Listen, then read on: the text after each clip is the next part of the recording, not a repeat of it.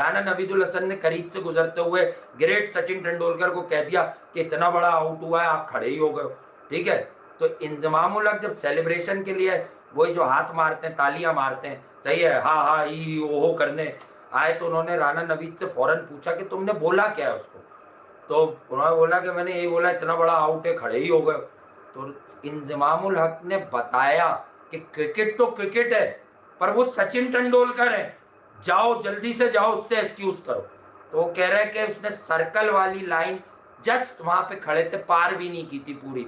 मैं भागता हुआ गया, मैंने कहा सॉरी मैं आपको गलत बोल गया।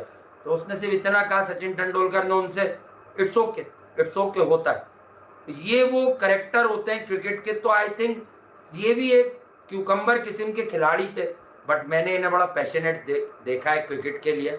ये अपने अंदर रखकर जो है वो अपने एक लक्ष्य को टारगेट करते थे कि नहीं मेरे दिल में ये बात है। और मैंने इन्हें देखा है, इवन पाकिस्तान जो सिडनी में इनके अगेंस्ट सेमीफाइनल जीता न्यूजीलैंड के अगेंस्ट 2022 में, जहाँ फिर फाइनल हारा मेलबर्न में बाबर आजम की कप्तानी में, वहां पर भी ये खड़े हुए थे। तो ये बैटिंग बड़े दिल से कर रहे थे। इनका एक लक्ष्य था कि न्यूजीलैंड समहाउ 170 तक चली जाए, लेकिन फिर वो हो नहीं सका। मिचेल ने मारा, ये खुद आउट हो गए, और फिर उसके बाद भी कहानी हो गई। ठीक है, तो ये भी चीज़ है। और बाबर और विलियमसन की भी दोस्तियां बड़ी मशहूर हुई। बड़ा पीसीबी ने इनको और इनको साथ खड़ा किया, कोशिश की कि भी विलियमसन नजर आए, लेकिन बहरहाल वो नजर नहीं आया। ठीक है, और यही वाली बात है।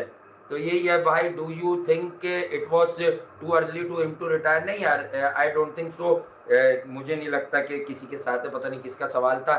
थिंक एक एक सवाल को स्पैम ना करो, ठीक है, एक सवाल को प्लीज स्पैम ना करो, सही है, तो बड़ी मेहरबानी होगी, क्योंकि बात सिर्फ इस वक्त इन्हीं की करनी है। ये Kohli which has better test cricket career as both are retired now. यार देखें, आप टेस्ट क्रिकेट की बात करेंगे तो विलियमसन के रन्स हैं, लेकिन डेफिनेटली दोनों की बात है। ये कंपैरिजन वाला कीड़ा, ये कंपैरिजन वाला कीड़ा बाखुदा ये सोशल मीडिया पे कुछ ज़्यादा आया। फैब 4 की बात जब होती थी ना, जो रूट हाशिम मामला, केन विलियमसन, विराट कोहली, तो इसमें सारे क्रिकेटर्स की अपनी अपनी अहमियत बताई जाती थी कि विलियमसन इस तरह से है, विराट कोहली इस तरह से है, हाशिम मामला एक्सट्रीमली कंसिस्टेंट हो जाता है। ठीक है, जो रूट की अपनी क्वालिटी है। तो यकीनन किसी ना किसी फॉर्मेट में सब अंडर अचीवर है, किसी ना किसी फॉर्मेट में सब अंडर अचीवर है। तो मेरे भाई, आप लोग जरा ये बात भी समझने की कोशिश कीजिए। ठीक है, ब्रेंडन मैकलम के बाद जिम्मेदारियां संभाली।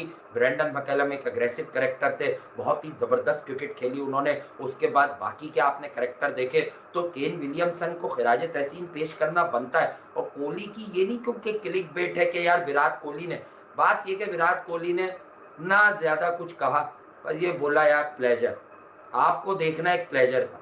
ठीक है, कि आप पास थे, चाहे अपोनेंट हो चाहे अपने हो। यकीनन विराट कोहली अपोनेंट है ना।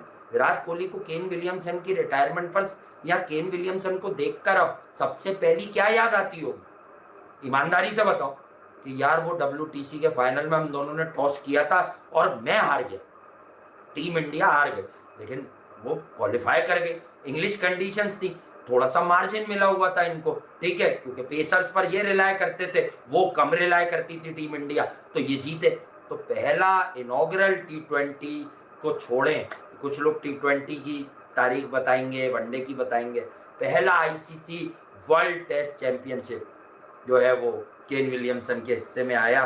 तो ये जस्टिफाई कर गया उसकी सारी सर्विसेज को जो न्यूजीलैंड के लिए थी। और I think he was hard done by cricketing rules. मैं अक्सर लोगों का नाम लेता हूँ, बोर्ड्स का नाम लेता हूँ, but I must say here कि he was really hard done by cricketing rules.